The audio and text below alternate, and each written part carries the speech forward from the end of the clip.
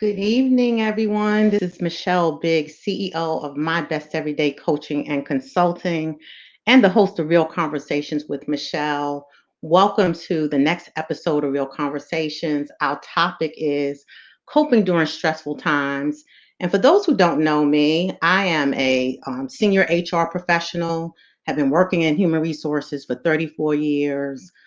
14 years at an investment bank and 19 years at a pharmaceutical company. Part of what I do each and every day is coach employees on a variety of workplace topics. I am also a certified life coach.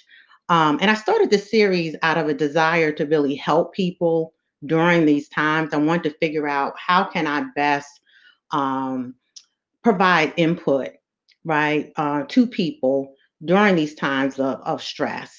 And I know that coaching is one of those ways that I could do that. So tonight, again, our topic is coping during stressful times. And I have a wonderful panel of individuals joining me. So I'm going to bring them up now. First up is Dr. Ade. Hi, how are you? Thank you for Hi, having me. thank you. Just tell us a little bit about yourself, Dr. Ade. My name is Adebanke. A lot of people call me Ade. Some people call me Banks. I am an emergency trained physician, currently working in Brooklyn. Um, I also own a clothing company called Made with Ife. So that's what I do on my side time. I am a member of Delta Sigma Theta. Yes, and yes. and I'm just a lover of life. Thank you, thank you, thank you. Next, I'm going to bring up Joy. Hello, my name is Joy Kagendo. I am a lecturer at North Carolina State University. I teach health and fitness classes, and I've been teaching at NC State for the last 22 years. I'm also a member of the Black Girls Run BGR. So outside of that, I also do a bit of running and other kind of bit of exercise. Yeah, just a Nicole. little bit. You just ran several marathons. That's all. Just a little bit. Yes. Yeah, yeah, yeah. And I must say, Dr. Banks, you also was an Essence hero, right? Right. This past year, right? During the Essence Festival, right? Yes. Yeah, yeah, for all the work that you've been doing. It's a little So, shocking. yeah, yeah, we'll talk a little bit about that. Next, I have Cynthia White. Well, hello, everyone. I am Cynthia White, and I am a lifestyle designer of Remarkable Living Institute and also a brand stylist of Cynthia White and Associates. And so, on the Remarkable Living Institute side, what I do, it's really about helping women to live their life by design and not by default, but to do it with grace and ease. And I always say it never hurts to have a little style. I'm also a published author, a pastor's wife, a speaker, trainer, and a member of Delta Sigma Theta Sorority Incorporated. Yes, ma'am. Yes, yes, yes. And I have another panelist who's going to join me right now. Dr. Nicole Alford, how are you? I'm doing very well, thank you. How are you? Good, good. Just introduce yourself, please. Certainly, I'm Dr. Nicole Alford. I'm also known as the Good Dr. Nick. I'm a clinical psychologist right here in the DMV.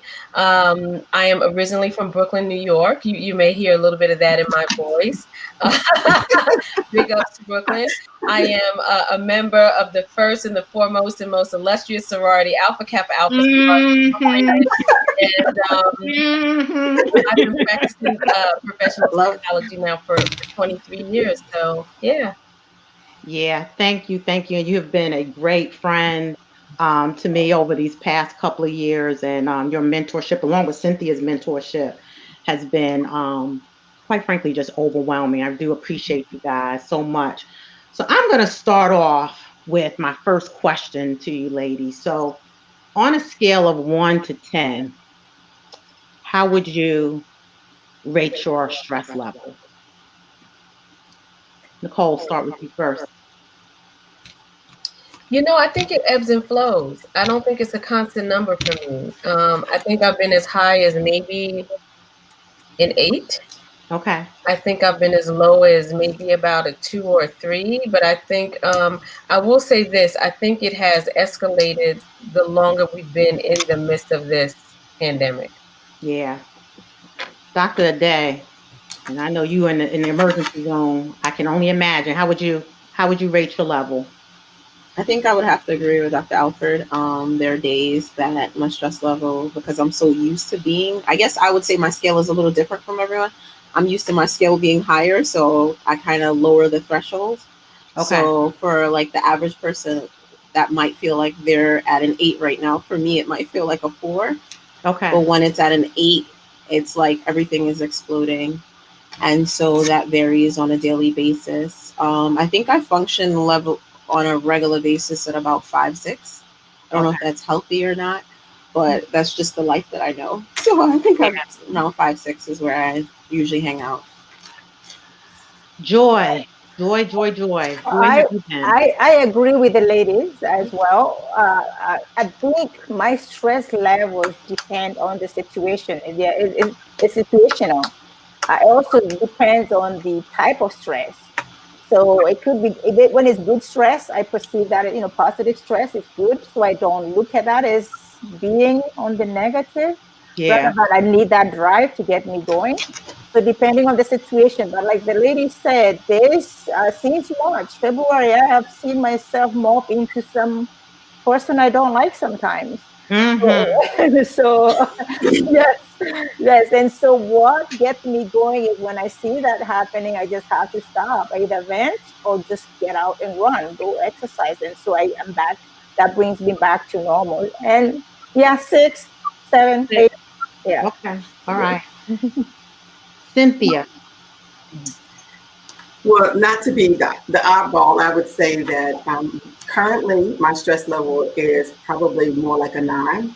Mm-hmm. That has not always been true of me.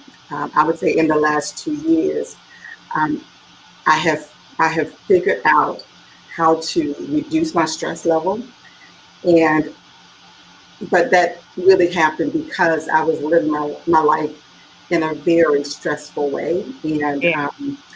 and so I'll talk more about that later. But I would say definitely it's truly situational. However, for me, even in the midst of this pandemic, which has been, I think, a litmus test for me, Yeah. it's been great for me to see that my stress level has still been right about 8 and definitely a 9. Yeah. And I know if I were to test, and with me, for me it's dealing with, my family, immediate family are in New York City and Brooklyn, and I'm here, and I have a parent who's sick, right? So, and then also working in HR. So I would say I have straddled that 5 to 8 space, right? Just because of all the things we've been trying to do in HR in terms of making sure our employees are straight. And now we're talking about, how do we get them back into work? And then again, like I said, dealing with elderly parents, that's a whole nother stress level all by itself, Yeah. right? Yeah. So I'm going to take us through a quick exercise. I'm going to ask everyone, I'm going to ask you guys, as well as those of you who are on the live stream. I want everybody feet flat on the floor, and I want you to close your eyes. And I'm going to count to 7. And when I get to 7, I want you to breathe in and then breathe out. Okay, so breathe in. 1, 2, 3, 4, 5, 6, 7. And breathe out. Breathe in again.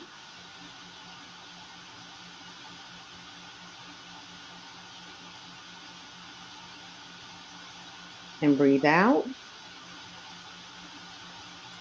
And then just one more time. Breathe in.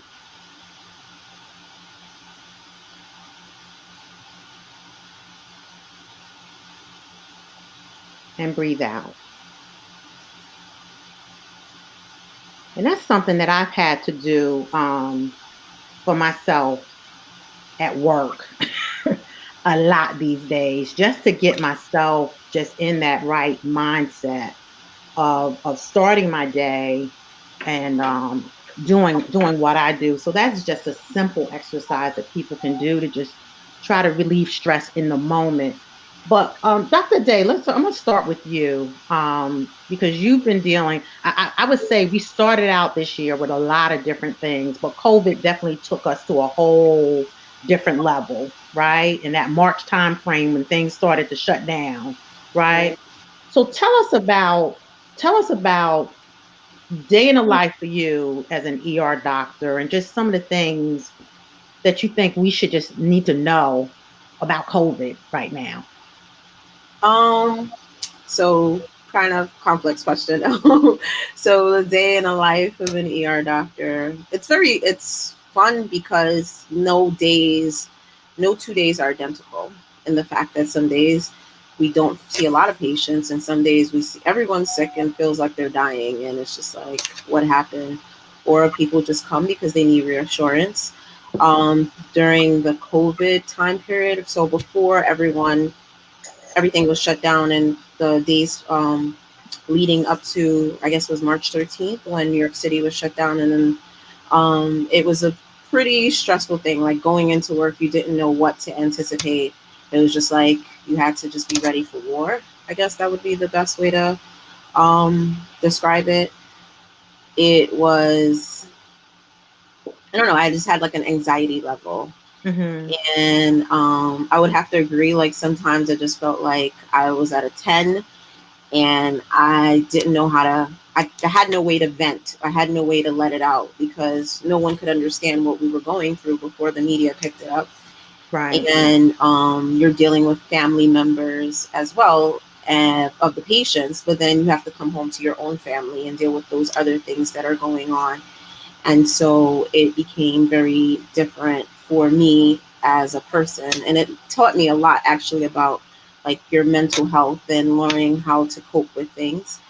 I would say what I would say about COVID actually now is I don't know why, but people still think it's a hoax. I don't know if we Yeah. like, Oh my it's God. kind of like weird to me, and I use weird for lack of a better term because it's just something that I can't fathom myself to understand why 190,000 Americans have died and people still think it's a hoax. Yeah. And it probably hurts more so because a lot of the people that were um, either affected or died, especially early on, looked like you and I.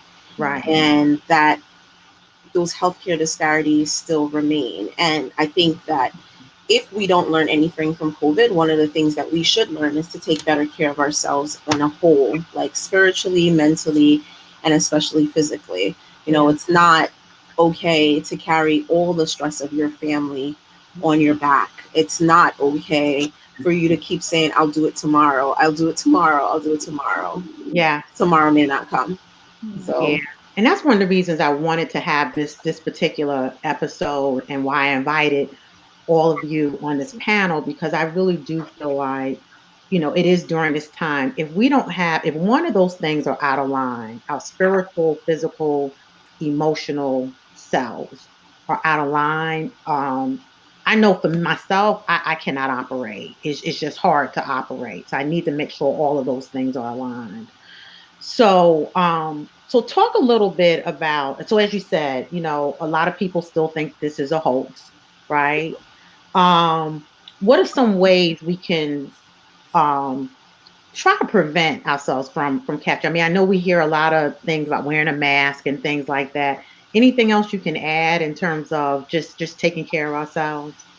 I think so little things that I thought was intuitive, but I realized it isn't. Like the common thing about washing your hands. I didn't realize so many people don't wash their hands. Yeah, that was a little Or scary, right? it was a little That's a scary. little scary. Yeah. The constant use of like hand sanitizer, especially if you're older, you know, people who probably like one of my pet peeves, people who sneeze and cough like outwardly, like you can just see the sweat mist go, like the spit come, and they don't really care. So those kind of things. In terms of preventing it, I can't really say. I do agree with wearing the mask, and I think that will help you. It's a protective barrier. Is it 100%? It's cloth. Like if water can go through cloth and you can hear sound through it and everything, I'm not really sure, but I know that it does prevent, direct contact into your mucosa, into your mouth or your ears. Other things that I think are super helpful is just being mindful of the type of people that you're around, right? So I just tell older people, when those younger crowds are gathering, like it's, your niece's sweet 16 or, your daughter's 21st, probably say hi and then bye, because kids are reckless and they don't care who they're around, and they spread it a little bit more to others. Those kind of things, like it kind of sucks because you're like giving up social gatherings, and that's what life is about, like that enjoyment, and that helps you with your mental health. But it's just one of those precautions that you take. The other thing is running, like people say, like exercise. Like I'm big on the exercise and vitamins and eating right. I think my diet changed a lot during COVID. It went from very bad to, because we were at work all the time and they gave us pizza non-stop, to the point where I was just like, please, never again, I want to see a pizza. So like more healthy eating. And another thing was the vitamins, making sure that like your vitamin D levels are fine, because it helps with your immunity. And, especially in our community, we tend to lack vitamin D. Yeah. So that, and taking kind of immune boosters, like going the natural way, in terms of, if you like, if they say like, if you are ready, then you don't have to get ready. So your immune system understands like, I'm at my strongest. So if something comes, it's ready to fight that. So like little things that I personally do is like moringa, maca, like people were talking about spirulina and elderberry. That's what I couldn't remember for a second. Okay, and elderberry. So now I have an aunt who's just been giving me some elderberry. I've just started taking it. And sea moss, good old-fashioned sea moss that doesn't taste like anything. You can put it in anything. And it's full of, actually sea moss has the most vitamins out of any natural substance that there is. And so you always see like West Indians always talking about like Irish moss, and you're just like, okay. But now, like minus the sugar part, if you constantly, it will help if you boost your immune system. Yeah.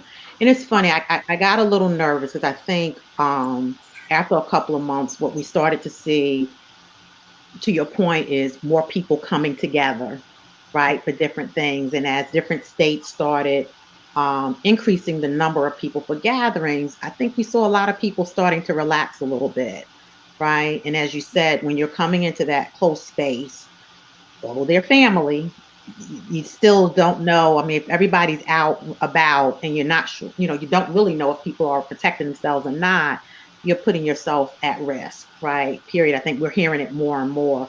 So if you test positive for COVID, what are some of the things from a health perspective should we be doing? So I would hope that if you test positive, you say a prayer, right? And ask God for good health. But the other thing is, just try to isolate yourself, right? So there's always that question of, I live with my husband, I live with my wife, I live with my children. How do I isolate?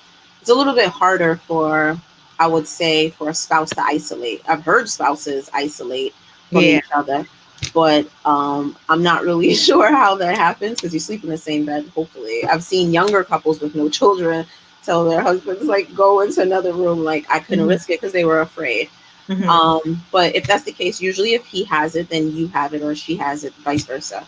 I would say, like, you stay away from your elderly family members, or those with comorbidities. They don't have to be older. You have a family member that's diabetic or hypertensive. That's the person that you want to stay away from, or maybe a sickle celler, or someone who has sickle cell, or someone who's actively has cancer. Those things, like lupus, we stay away from them. The other thing is that, just keep monitoring, the way you are, because initially it was a lot of, the hospitals were crowded and, they didn't have room for it. That's not the case anymore. So if you're having symptoms, go to an emergency department. And if something doesn't feel right to you, you just don't Yeah. take no for an answer. Yeah. Like, you keep going. And I think the luxury of being in New York City is if one hospital doesn't take you, there's probably another hospital like 20 blocks away. So Yeah. you go to someone finally hears you, because a lot of times, like, things fall by the wayside. And it's just a very small moment between being really, really sick and being on the verge of, being healthy or feeling okay or looking okay to being on the verge of death. Yeah. So Yeah. now it seems like people seem milder, and I don't know. And there's still studies coming out whether it was a different strain that was in New York versus a different strain that was in Florida. But I think we know a lot more about treating it, but still know very little about treating it, if that Yeah. makes any sense. Speaking of which, we are getting ready to enter into the flu season, right? And I'm just hearing about this thing they're calling the twindemic, right? So, what are some of the things we should be paying attention to? How do you know one versus the other? Is there that big of a difference? You will never know, actually. Yeah. It's kind of weird because when it first came, like, we had to test everyone for influenza at the same time as testing everyone for the flu. And then everyone's like, flu season is over, stop testing them for flu. But I would think, right, and this is just my personal theory, and I've talked to other people about it. I would hope the flu season this year would be a little bit milder, just because we're using more the precautions that they've always asked us to use before, Right. that we're actually using them now. Meaning that, we're wearing masks. Like, in the hospital, it used to be a punishment if you didn't, get a flu shot, you had to wear a mask. But now I'm not passing those droplets to you because I actively have a mask on all the time. Or, Right. the constant of washing your hands. And so I know some people feel very against, or they go against having a flu shot. But I just always worry, like, if two come together, because it doesn't mean because you have influenza you can't get COVID, and it doesn't mean because you have COVID you can't get influenza. If you get them Right. both, I don't know, and I would feel very sorry, and I wouldn't want to know how that felt to a person. So that twindemic is definitely on everyone's mind about those things. And I guess the social gathering, the fall comes naturally. In the summer, everyone wants to be around each other. And the fall comes, we're inside a little bit more, because especially up north, because you have to get dressed and you have to bundle up in layers. So hopefully people will be in their respective areas and not gallivanting all over the place. Yeah. So it helps them We had a spread. little bit of cabin fever during the summer. Plus, it was warm and stuff like that. So, well, thank you. And you already mentioned some of the things that you've been doing to take care of yourself. I think you went the opposite of what most of us do, because I know I started eating worse during this time. It sounds like you started eating healthier, which is good. That's more so, to be honest, the tail end. So the Right. beginning of COVID, when we were stressed, so from February to, I want to say, the beginning of April, I Yeah. lost like 15 pounds and then didn't realize it. Like, wasn't eating because I didn't want to touch anything at work. I didn't want to drink anything because I'm like, ugh, I don't know Right. what's on it. Right. And then once, we became more comfortable with it and knew what we were doing, then and especially those donations, thank you very much.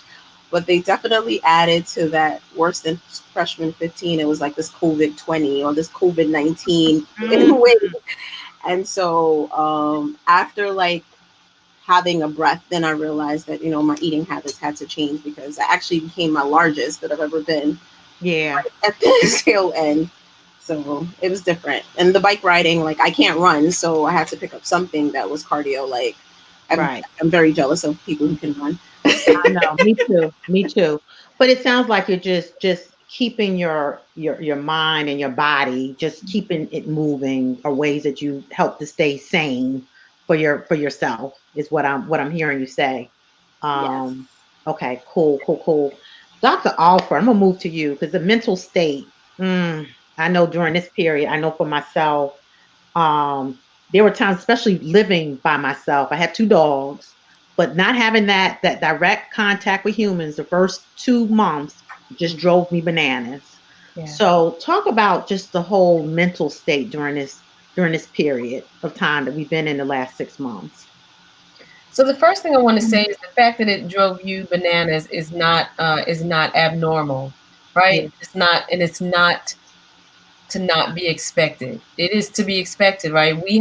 We were for a period of time sequestered in our homes. Yeah. The entire situation was unreal and surreal and abnormal. So that's the first thing, right? Is just to kind of bring some normalization to it and some normalcy to it. But I guess what I'll say is this. You have to be very intentional, I think, about guarding against your mental wellness, your emotional wellness, and your psychological wellness.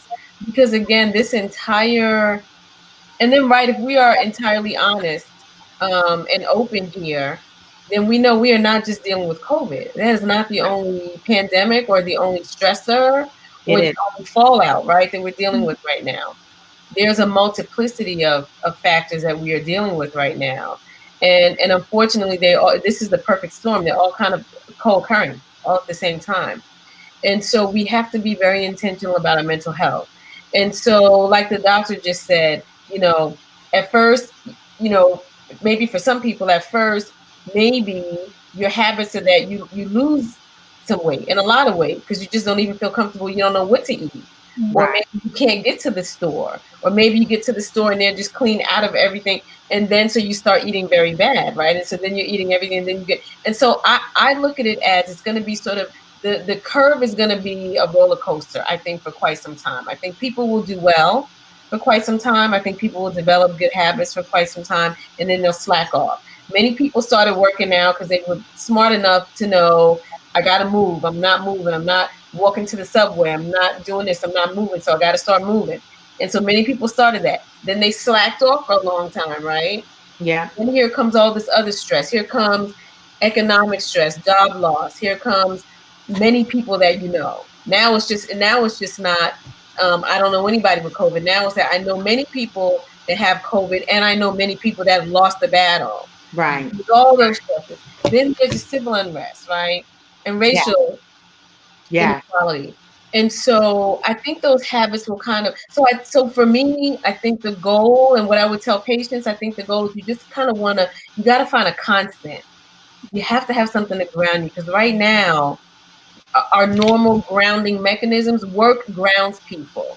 For many people, work is the only stability they have, right? I remember, for example, when I was going through my divorce, the only thing that I had that grounded me every single day was I had to get up and I had to go to work. I had to get up a certain time. I had to look presentable and decent. I had to halfway try to eat so I could have some strength, right?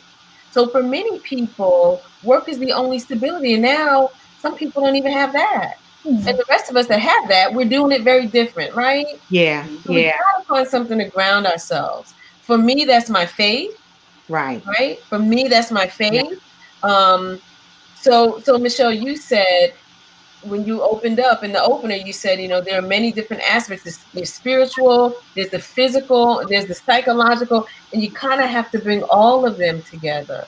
Yeah. So for me, it's my faith and it's relationships. Yeah. Right. And Yeah. so I think we have to try to ground ourselves in something. Yeah, and I know, and I think many of us are probably zoomed out by now, but the one thing Oh, that yeah.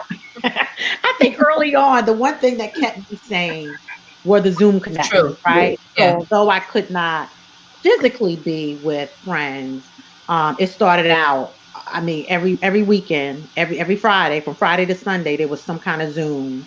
Um, but it was my way, for me, my way of connecting with people. So that kind of kept me sane. Now we're at a point, it's like, look, I'll talk to you in 2 or 3 weeks. Look, Right.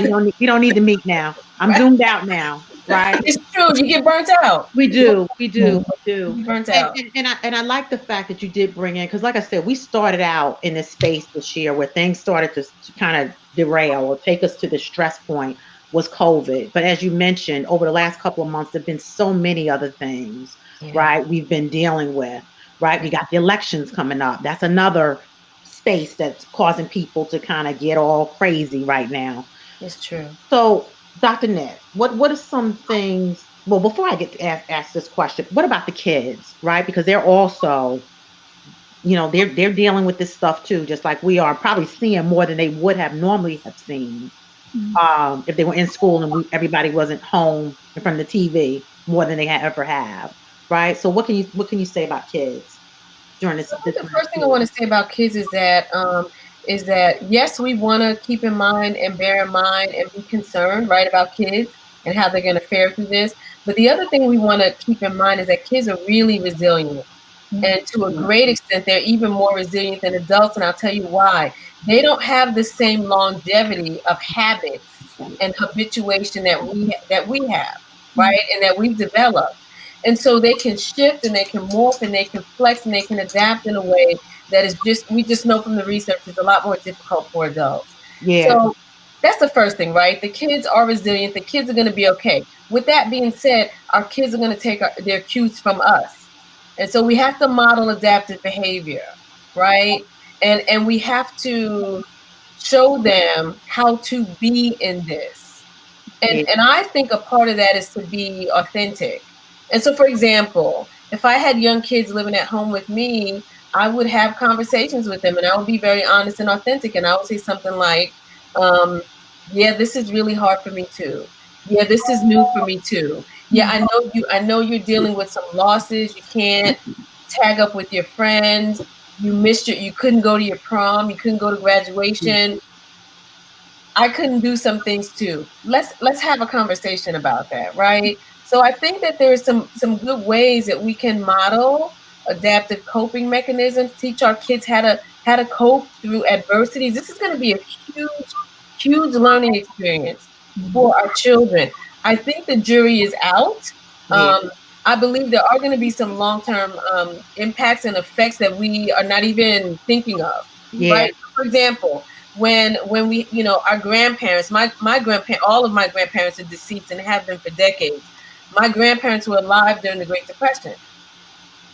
That impacted human beings to such an extent that there were some people that never went back to the habits that they had before the Great Depression. There were some people that never put money in the bank ever again. For 50, 60, for the rest of their lives. Right. And so we are going to see some behaviors in our kids that will not revert. They will not revert back. Right. So there are going to be some long-term consequences. Some of them will be positive. We hope not very many of them will be negative, but they will take their cues from us. Yeah. Dr. Alford, speaking of which, when should we seek professional help? Because we know, especially in African America, there's a stigma about going and getting real help. So at what point should a person really, it's time to get professional help? So I think for a lot of people, not just African Americans, but just people, I think they don't know when to recognize that they need help, right? So I think this is where your relationships come in. And I think this is where your social network has to come in. Yeah. Especially if you live alone, right? If you live alone and you're fortunate enough to have someone that knows you so well that they can look at you, or they know your habits so well that they can say, you know what, something's not right, because you're just not doing quite the same things that you used to. You're not working out like you used to. You seem, you're kind of slacking off in some areas that you used to be really very diligent and vigilant about. So I would say really for mental health practitioners or clinicians, the sine qua non when we know that someone really isn't okay is when we see any type of significant adverse change in their functioning, in their ability to function. That is how we know. So for example, many people, most Americans now are probably have full-blown diagnosable sleep disorders. Many Americans just do right now. That's a statistical fact. But when your sleep impairment begins to impact your daily functioning, you can't think straight, you can't focus, you're falling asleep during meet, then there's a problem. Right. And so maybe you need to see someone about, right? So I would say whenever there's any significant impairment in any area of your functioning that is causing some type of a disruption, that's when you need to get help. Yeah. And last question is just strategies for dealing with our mental health. I know for me, there are days I just don't watch the news, period.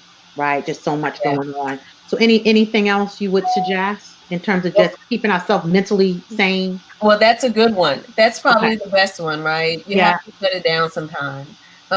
even before May, before the death of George Floyd, that kind of was the catalyst for a lot of the racial injustices coming kind of to the fore, as it has. Even before that, I would tell patients, I would tell people, shut the news off. Why? Because to hear the constant count of people not only being infected with COVID, but dying from it, Yeah. really deleterious to your mental health. You don't Yeah. you don't need to every 5 hours looking at CNN and the ticker literally is going up by the hundreds. Like, Yeah. Yeah. right? So that's a good one, Michelle. Okay. So limit your news intake. I understand right now it seems like things are shifting and changing and morphing by the hour. So maybe then if you feel compelled to have some type of news consumption and to remain aware, maybe just do the evening news, 7 o'clock, the 30 Yeah. minutes, and Yeah. that's it. Yeah. Or read it. I Yeah. would say also, again, I think you have to be really very intentional about developing good habits or maintaining the good habits that you had pre all of this. Yeah. So if you exercise, continue to do that. There's ways you can exercise in your home. You don't need to go to a gym. Yeah. I'm not a doctor, but I'm certainly not going to suggest for anybody to go into any gym. I just don't think it would be safe Right. medically. So I would say that. I would say develop other good habits. I would say get in a routine, stick to your routine. So get up a certain time every morning, right? Go to bed a certain time every night. Take a shower, get dressed for work, at Yeah. least Yeah. wake up. You want to continue to, you want to trick your brain into thinking and knowing and believing, right? We got to keep things just as is. Things are We gotta normal. keep Yeah. functioning as is. We got to have Yeah. some normalcy. So Yeah. those would be my few pointers. Thank you, Dr. Nick. Appreciate you. Joy, you heard from Dr. Nick and also from Dr. Banks. They talked about, the physical aspect of just trying to stay healthy. So why don't you talk a little bit about that, right? I know you talked about yourself. Running is a way that you kind of have been keeping yourself sane as well. Well, I like the transitional, the way you asked the questions, because now it's coming to me, and most of the information I'm going to share, it's already been shared, right? But for me, my job is to keep people physically healthy and fit. So I Right. get paid to work out. So Right. that's a plus. And I have people looking up to me, and so just I have to do this not only for myself but for others, because I'm a role model, so I have to be careful what I do, when I do it, how I do it, because it's not just the little people. I have my college students, I have clients, also outside of teaching the university. I have clients that I work with. I've got ladies that I run with, cycling and so forth. So like you, I think it was already mentioned, keeping a routine, whether it's COVID or not. So just having that routine. The one thing that has changed for some people, that I find some clients and even friends telling me that they kind of feel depressed because we don't run. We have a group I run with. I lead a group. I'm a run coordinator on Wednesday, so we would meet. If there's another group I used to meet with on Tuesdays, we don't do that anymore. So that routine has been taken away from them. And some people don't seem, they just, it's hard for them to just do something on their own without having somebody tell them, let's do this. So Right. I find where you have to call people, you have to check on them. Okay, go. Have you ran today? What did you eat today? And so that has not only, it doesn't help them, it helps me as well. So it's kind of helped me stay on track. Does that Yeah. make Yeah. sense? Yeah, it does. And one thing that you're bringing into this conversation that hasn't been said yet is that having that accountability partner, right, Yes, yes, is really helpful yes, anytime, but especially now with most of us being stuck at home, right? yeah. Hmm. And Yeah. then this give me the stress. And I was in New York the week before New York was shut down.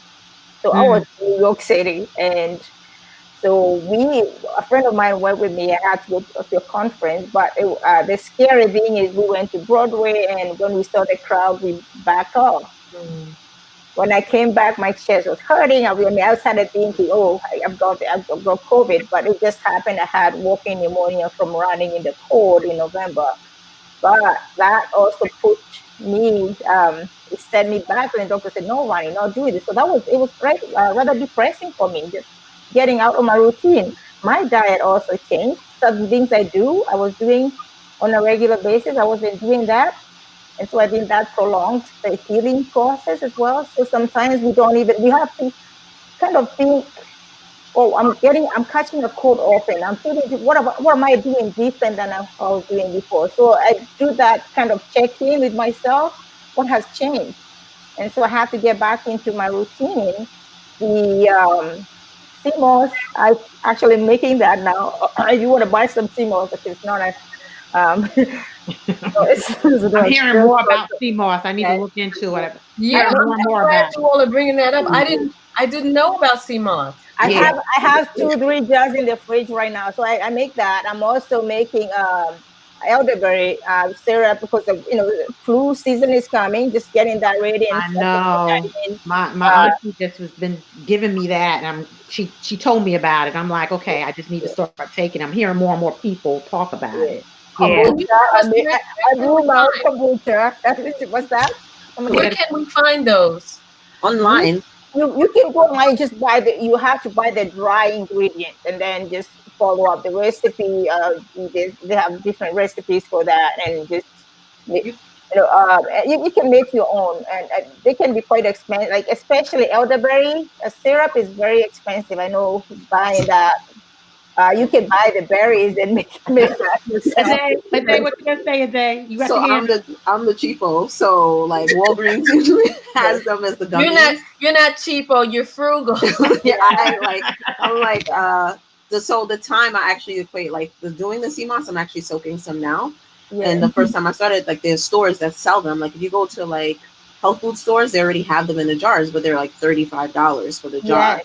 And then if you buy the actual CMOS, so she said you can get it for $3. Like seaweed, right? It's like it looks just like it looks like it's just dry because it's already dry. Looks like a tea. No, it looks like what does it look like? It's like a bunch of spaghetti noodles and noodles. Isn't it brown all over it? Yeah, they have a brown one. They have a white CMOS and a purple one. You can grab it. We're gonna add that. I'll add that to my section. The white and the purple, but it doesn't taste like anything. That's the best part of it. It doesn't taste like anything. So you can flavor it with whatever you. So I use it for smoothies in the morning. I just put a tablespoon, and all you need pretty much is a tablespoon of the CMOS. Okay. And put it in, and that's it. Okay. But it looks like jelly. When it's made together, it looks just like jelly. Okay. So I'm not gonna touch it because you have to stay sanitary. So this is and I get the organic. You have to make sure that one you get it organic. Okay. So that I can. I'm not gonna use this. If I get this, I'm not gonna soak it. Yeah. Well, even if you soak it, you have to really. You see how hard it is. So you have to really soak it. You can. Yeah. You have and wash it. First, you rinse it off really nicely. You just have to wash it, rinse it off, and then soak that. So, Joy, what I'm hearing you talk about just really, I mean, because we're going into sort of the healthy eating consumption part of this conversation. So, what are some other healthy eating type of things would you recommend? Okay, for me, what I find, I also do juicing. I do kale juice, spinach. Beet juice. Beet juice is very good. It helps with your blood oxygen. Yeah. I do kombucha, so it help with the immune system. But what I tell my students, I'm sure of you know that we talk about crab. Don't eat crab. Right. The crab it stands for the carbonated drinks, refined sugars, artificial crab. Processed food. So you should avoid that and eat more when you're intaking more from the natural, everything that's in its natural state, your body is going to digest more and you're less likely to ingest all those toxins And if you maybe I don't know, if we try to gravitate more towards the more natural, organic stuff that's not full of chemicals, I think our bodies are able to fight that readily. Because if you think Yeah. about our ancestors, they ate crab, but it wasn't the processed crab, and they walked. They back in the day, they were not driving around. They didn't have all these environmental toxins. So we are seeing all these diseases, and I know the doctors can talk about that. That's a result of our lifestyle, and as a result of the environment. So, Yeah. um, And I, so I think also during this time, again, when if I bring it back to just being stressed, I know when I'm stressed, I'm a stress eater. I'm not gonna lie, I am, and I tend to eat things I'm not supposed to eat yeah, when I'm stressed out. So just being mindful of maybe having healthier things in my cabinets, yeah, right? So that when I'm snacking, right? Because I do know I am a stress eater. So I know I need to pay attention to that. Joy, just briefly talk about children, right? Because again, as Dr. Nick mentioned, their children at home too, yes, right? yes. Probably more tendency for them to eat more than they normally would have, right? And the thing is, we like people say, running is not canceled, walking is not canceled. You still have the mask. You can still get out with your family. You just walk, take the kids out, keep that again, maintain a routine for them. Right. Give them for walks. Your dogs. If you have a dog, the dog has a routine. Yeah. Do the Yeah. same thing with the children. Just because they cannot be with their friends as much as they want to, you have to be their friend, unfortunately. And Yeah. my grandkids, I just rebuilt. I did my whole backyard. I just built a tree house and slides and just something for them to do. So whenever they can come here and just get. Luckily for them, some kids don't have that luxury, but your grandparents are able to just take. My daughter would just drive the kids and just drop them off and run off and just not even come in. And Right. That's my plan. We're gonna do that. We're gonna drop them off to you and just run off. That's right. I was Right. about to ask Right. you. Yeah, but Hey. I would wear those kids out when they go to bed. They have nothing left, and that's just That's good. keep them busy. And so that I think TV, having them use all these iPads, and so they're going back to school. They're already in the virtual learning. The last thing they need is put them back on TV and watch TV. Use your iPad, play your Right. games. That does not mentally stimulate them. I Yeah. think Yeah. we're also seeing a lot of stress in kids because of this, or the just keeping them sitting down um Well, and just keeping them still and not with their friends is yeah, probably enough for those parents who are home having to be teacher and also employee, yeah. right? It's a lot. It's a lot. And that brings on a whole nother level of stress. So Find games that play games they can play, or just create something for them to just something that will keep them busy. When they're yeah, done, do it again. I'm done. Some of them will be done within a second. So you have to find something that will occupy them a little bit longer. But yeah. it's challenging for those parents, the single moms there that don't even have any support. Mm, Um, mm, Yeah. mm. So I'm gonna turn to Cynthia, and Cynthia to me, you guys, has been the epitome.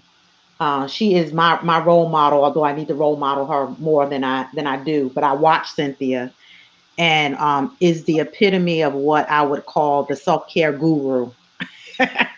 So Cynthia, tell a little bit about your story, because I mean you got to that point Absolutely. over time. So let's talk about your experience. Absolutely. So it really, for me, about almost 3 years ago, I feel like my life changed drastically, in the sense that I was on that treadmill. I was traveling, I was speaking, I was carrying a full client load. I was teaching a personal branding class at our community college. I mentioned I'm a pastor's wife, and and I had just finished. I was actually I had hosted a conference, my own conference, and I was speaking at a conference. So this is December, I think, 2015, and I had right before I left for the conference, I just like imploded. Mm. And I had hit that wall, and it was that wall of burnout for me. And I remember crying out to God and just saying, Lord, show me how to rest, but show me how to rest and build. So my faith is important to me. And so for me, I felt like, well, when I look in the scriptures, I see God rested. I see that Jesus rested.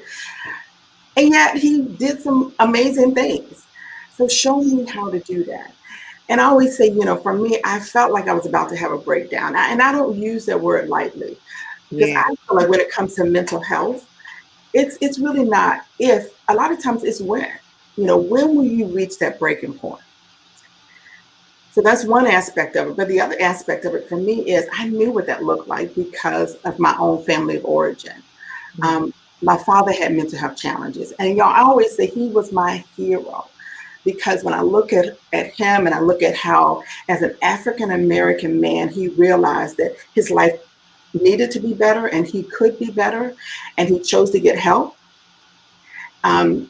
And so he was my hero in that regards. And so I knew what it looked like.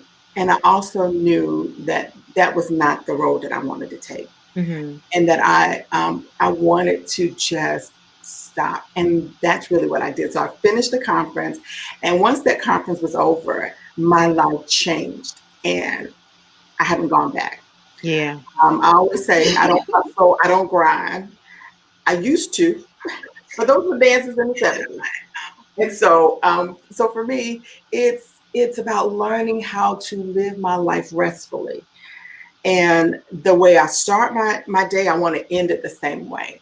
And so, over that period of time, as I started, I pretty much scraped everything off of my plate. Now, that's not always feasible for everyone. But for me, I felt like it was either that or I couldn't continue to go at the rate that I was going at. And so I'm thankful that I was able to just, get to that place where I just said, I just have to scrape it off. I would do some things differently, Mhm. but I began to do a lot of the things that we've talked about. One of the things I realized is, listen, life is hard. Mhm.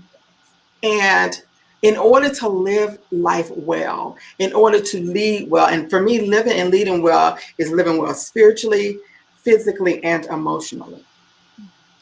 But in order to do that, you have to have some discipline. Routines are important. So me having my morning routines, that in the morning time, I've learned how to just wake up restfully instead of, how you jump out of bed and you're just running like your hair's on fire. Mhm. And Well, yeah, a little that's bit. not good for your mind. It's not good for your heart. Your heart doesn't know any different. And so I've learned how to have my times of meditation in the morning. Uh, Yeah. Michelle took us through an exercise. I have an exercise that I call my spiritual breathing, where I breathe in for the count of 7. I hold it to the count of 11, and then I release it to the count of 7. Now, 7 is the number of completion, but 11 is the number for chaos. So for me, it's like I'm getting rid of all the chaos. Mhm. So I also started coloring. There's like, starting to tap into the creative parts of me again. And also reconnecting with my love for tea. But I always say tea is my symbol of rest. So it reminds me I need to slow down. Yeah. So having those routines in the morning time where I can just start my day out restfully. And of course, spending time in the Word is important for me. But so that's my morning. But in the evening, it's the same way. I want to also end my day restfully. So I start powering down usually around 9 o'clock, so that 10 o'clock I'm in bed and I can go to sleep. Now, the truth of the matter is, you know, a few years back, I was dealing with issues with anxiety. And so, as the doctor was saying, when you ask the question, when do you get help? Sometimes we normalize things. Mhm. We just assume that this is normal and that everybody responds this way and everybody deals with this particular issue, I started realizing it is not normal for me to be this anxious about every single thing. Mm-hmm. And so I was dealing with issues with insomnia, where I felt like I was like a newborn all over again, waking up at 2, 3 o'clock in the morning and could not go back to sleep. And it's hard to function. It's hard to really function. But also my mind was racing a lot. And I learned, prior to that I had ADD. And so that made a lot of sense. But I couldn't get it under control. So there were a series of things as a result of making those lifestyle changes. I started exercising. I started walking 5 miles a day, every day for 5 days. And so, but making those lifestyle changes and then slowly adding things back to my plate. But I think the best thing for me was I really reconnected with me. Yeah. And sometimes it's hard for us to get still. And the reason why it's hard for us to get still and it's hard for us to rest, because some of it is because of the mental models that we have. We have the mental model that if you are resting, then you're being lazy. You're not being productive. But I think that there's a place for both. There's a place for rest, but there's a place for work. And we should be able to do both in order for us to live well, physically, spiritually, and emotionally. Yeah. And I also think that sometimes it's hard for us to be still. And I think the pandemic has brought some of this out too. It's hard for us to be still because we're not really comfortable with ourselves. We don't want to sit with ourselves. Yeah. We don't want to sit with our stories. We don't want to have to face some of the issues of our present or our past. And of course, we're fearful about our future. So it's hard. So it's easy to busy yourself because then you don't have to deal with those realities. Yeah. And it's funny, Cynthia, because I think, during this period of COVID, we've almost been forced to absolutely be by ourselves, right? So in that space of being by ourselves, I know just thinking a lot about our lives and what's going on around us, Dr. Nick. I mean, we probably have been thinking about a lot of this stuff a lot, and through that, all sorts of things probably come up that we may have dealt with or may not have dealt with, but even in that space can bring sort of anxiousness and stress as well, right? In terms of just dealing with that. Cynthia, talk about because when I think of you as the queen of sleep and taking naps. And Cynthia has a Facebook page and she's like, what are y'all doing today? She's like, I'm taking my 30-minute nap. And I'm like, I've not done anything. I know, Cynthia. Yeah. Talk about your, I want you to talk a little bit about your remarkable Life Institute and the book that you just wrote. Oh, yeah. Okay. Yeah. So yeah, I am. I'm the queen. I'm the queen of rest, and I love taking naps. But y'all, that has not always been true of me. I used to hate to take naps, and as a matter of fact, when I would take a nap, I would feel worse when I woke up. And so I usually just power down at least 15 to 30 minutes, and it's just it's about discipline. It's about saying, I need to just take a break and I just need to decompress. And my body needs to be able to get to a resting place. Yeah. And for me, it's helped me to get my ADD under control. It's helped me to get my anxiety under control just by putting all of these things into place. The other thing too is I didn't mention, for the first time, a few years back, for the first time in my life, I was having issues with my blood pressure. I've never had issues with my blood pressure, but it's because I was dealing with stress. And stress is it's a silent killer. You don't realize that you are stressed sometimes, especially if you are so used to taking in a lot of stress. Yeah. And so, but for me, these things have helped. I mean, learning to live my life this way has made radical changes in my life. So definitely, so every day I try to take a 15 to 30 minute nap. And I realize that sometimes you're in situations where you can't. But you know what you can do? You can shut your computer off for 10 or 15 minutes. Yeah, You absolutely. can move away from whatever you're working on for 10 or 15 minutes. You owe it to yourself to do that, because then that way, when you go back to doing whatever it is that you're working on, you're going to be that much more engaged, that much more creative. Right. You have so much more energy and focus. So we owe it to ourselves to do that. I'm also a big proponent of getting my 7 to 8 hours of sleep. Mm. And that hasn't always been true. Yeah, and that's a big thing. Some people, they say they can function off of 4 or 5 hours of sleep. I don't know how anybody can do that, but Yeah. I Dr. Beck, used to. I used to. yeah, I just, by the end of the week, I'm not good at all. But yeah, so napping is important. Napping is Oh, important. So talk briefly about your book, if you don't absolutely. mind. Yeah. Oh, absolutely. So my book is called Rest and Build. So remember, I said that was the prayer of my heart. God, show me how to rest and build. So it's called Rest and Build, a 31-day journey to restore your soul and design a life that matters. And so it's really about looking at how rest it's not some new idea. I mean, we were designed to rest. And depending on your faith story, in terms of my faith story, we were designed to rest. We were created to rest. So every day for 31 days, there are scriptures that deal with rest. But as I share in the devotional, I don't share from this place of, oh, I've done it all right. No, I share from this space of, because I was so restless, because my soul was crying out for rest, because I was so exhausted and I was running on empty and I was pouring out of an empty cup. Sometimes here are some of the decisions that I made.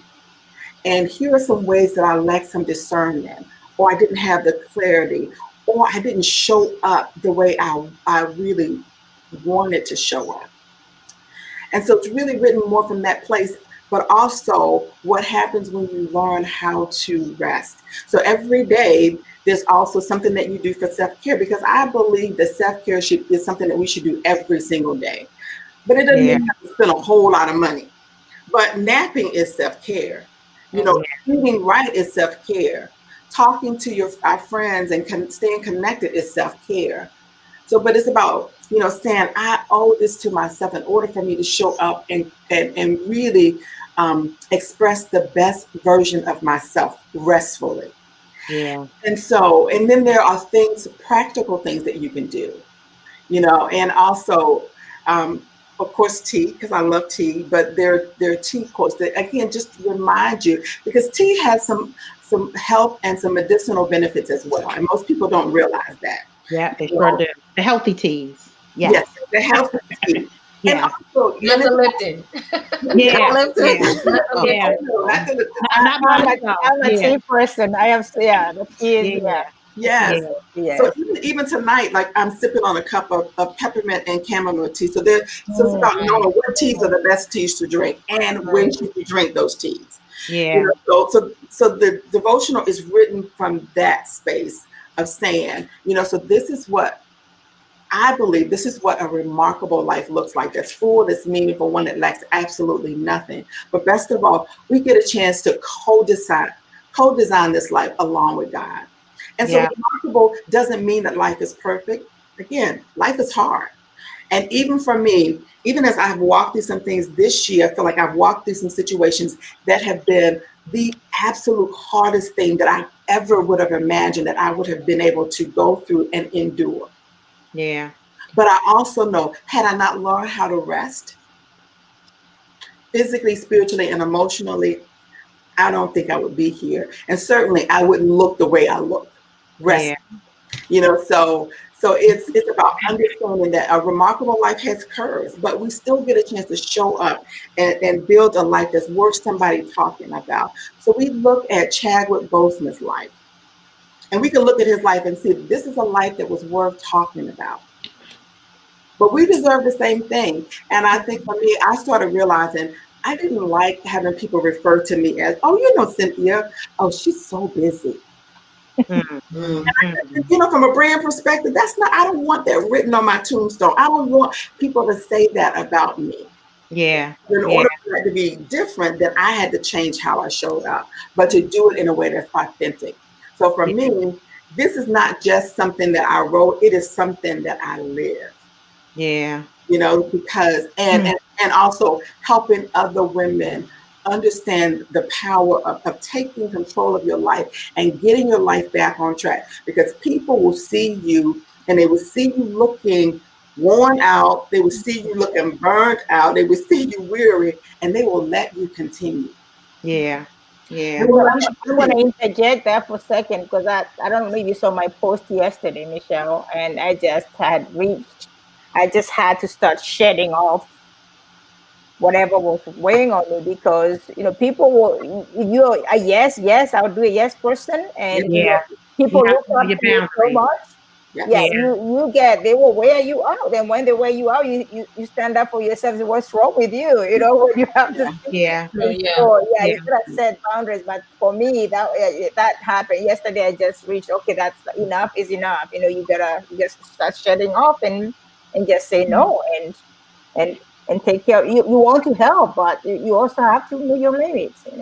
yeah. So, And I'll end with that because that's setting boundaries. And Dr. Nick, you to me are the best with setting your boundaries in terms of the time and stuff like that. I need And to that and learn that from is you that's then. part of yeah, but that's a part of self-care and a part of just Absolutely. releasing stress, right? Because you cannot do everything. So you have to really be intentional Yeah. about setting your boundaries, You have right? to, but I think unfortunately, as we've heard many of the women here say tonight, or at least two of us have said, I think that's a lesson that unfortunately many women learn the hard way. And you get to a breaking point, and then you say something's got to change, and I have Right. to change it because if I don't change it, I'm going to be dead or in a mental institution somewhere, or just no good to anyone. Mhm. Yeah. Yeah. Right. So I think unfortunately for a lot of us, we don't get it until we get it, you know? Yeah. Well, I want to Yeah. thank you all for this conversation.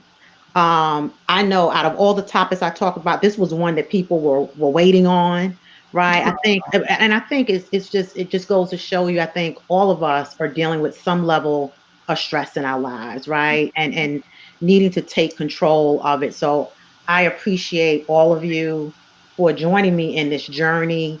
And I know we'll be talking soon. I'm gonna take you guys into the green room as I close out. But thank you so much from the bottom of my heart Thank you. for Thank you joining. thank for you. having Thank you for us. having Uh, us.